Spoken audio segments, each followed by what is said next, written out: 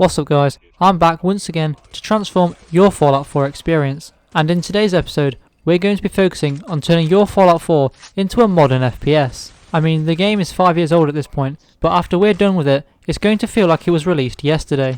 Now the first mod I have for you is actually the first mod that came to mind when I thought about making this video, and that mod is Modern Weapon Replacer. I mean, we can't be having an up-to-date modern Fallout 4 with weapons designed by Fred Flintstone.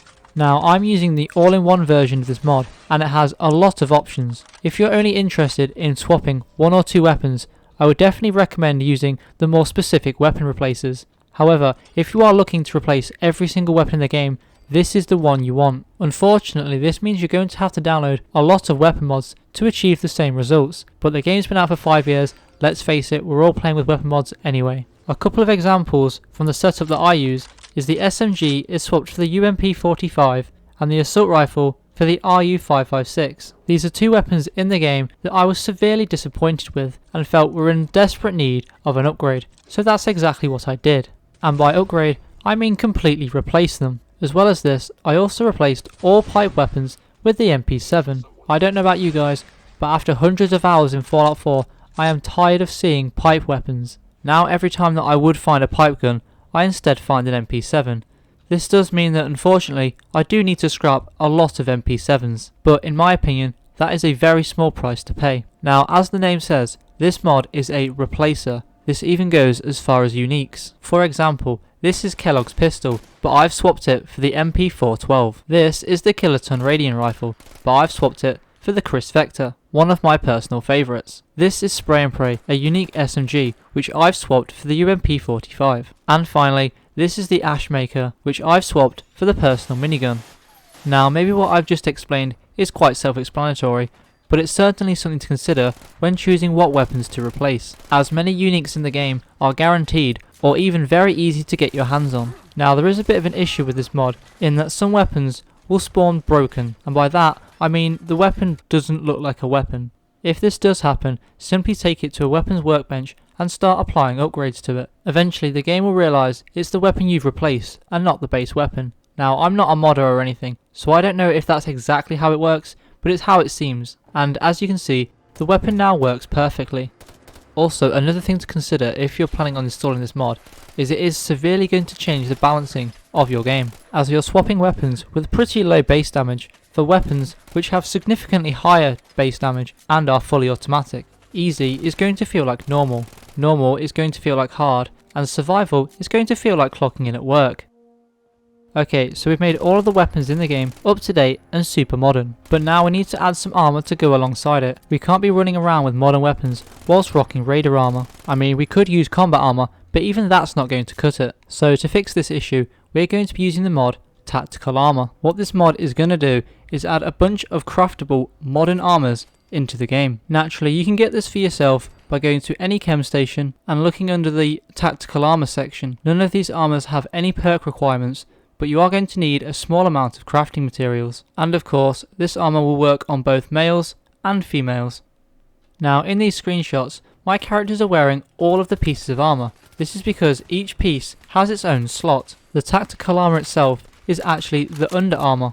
The combat armor will affect just the arms, and the combat light armor will just be the chest. The gloves are, well, gloves, and the rest are just accessories. Now, in terms of upgrades, the only things that can be upgraded are the two pieces of armor, the under armor, and the belt, most of which have a pretty decent amount of upgrades, especially the chest plate, which can be customized to be light, medium, or heavy. The chest, out of all pieces, definitely has the most options when it comes to upgrading. Unfortunately, the under armor can only support material and miscellaneous, and the belt can only have the dense upgrade. Now, the next one I want to talk about is kill tips and hit sound, and right off the bat I became very confused as to how this mod worked. After installing the mod, I loaded up my game and expected my HUD to look like it did in the pictures. Nope. So then I tried messing with the settings in the MCM, and nope. So then I tried quick saving and quick loading, and nope. But what eventually did get it to work is quick saving and completely reloading the game. Okay, so I've spent all this time trying to get the HUD to finally work, but what exactly is it that's on the screen? Well, it turns out that this is actually a heart rate monitor, and as your character runs and jumps around, this number will actually increase, just like a real human being. Now, this is by no means the only thing that this mod does. This next part is without a doubt my favourite part of the mod. Every time you get a kill now, it's going to pop up on your screen. Not only is it going to tell you that you got a kill, it's going to tell you the name of the weapon you used, the name of your character, the name of the enemy, and how far away they were.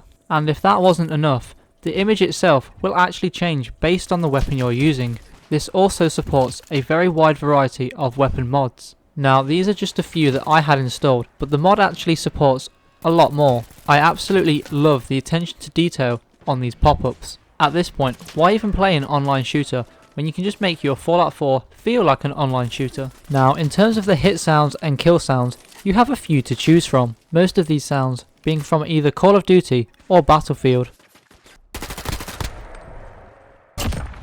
Now, these are very satisfying, but my personal favourite is the ghost voice.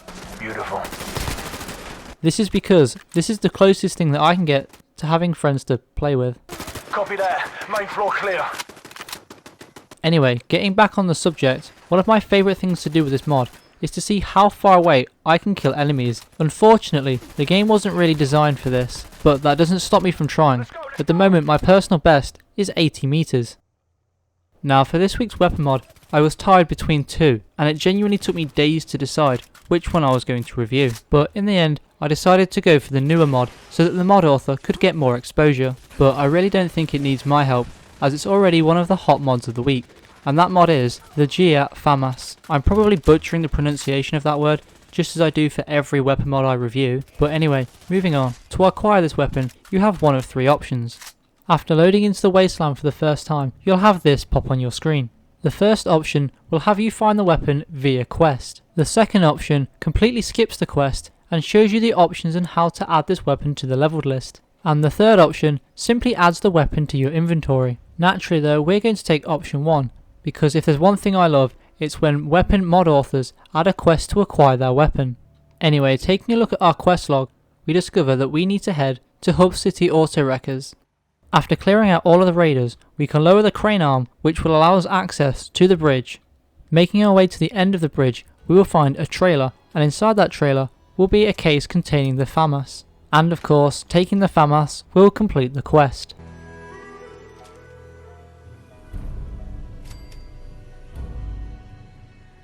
Now, after completing the quest, you're going to be asked how you would like the FAMAS to be added into the game. The first option will add it completely into the leveled list. Traders above level 5 will start selling it. Also, enemies above level 25 have a chance of spawning with one. The second option will add it only to trader leveled lists, and the third option simply won't add it to any leveled lists. Naturally though, I chose the first option. After this, you'll be asked if you want legendary versions to spawn in your game. Then you'll be asked if you want the FAMAS to be craftable at a chem station.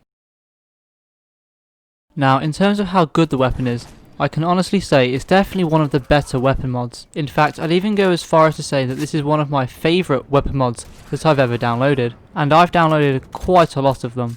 I find myself constantly coming back to this weapon when I get into a firefight. This very well may be because of the combination of the high base damage and low recoil.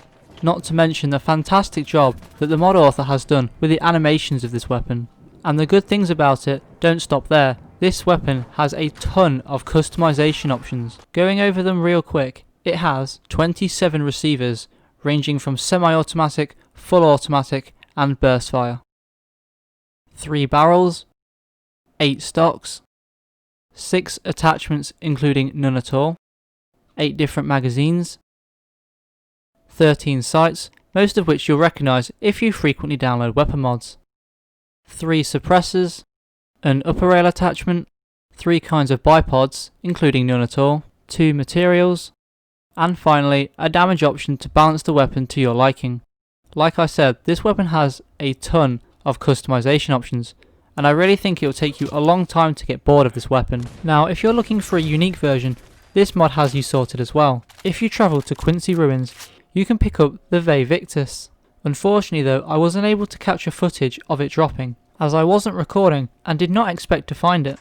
Now, most weapon mods have unique variations of their weapons, but this one is truly unique as it actually fires missiles instead of standard ballistic ammo. This means you no longer need to haul around a really heavy missile launcher to use up your missiles. You can instead just use this, as it only weighs 10 pounds. Also, just like the other animations for this weapon, the reload animation is fantastic.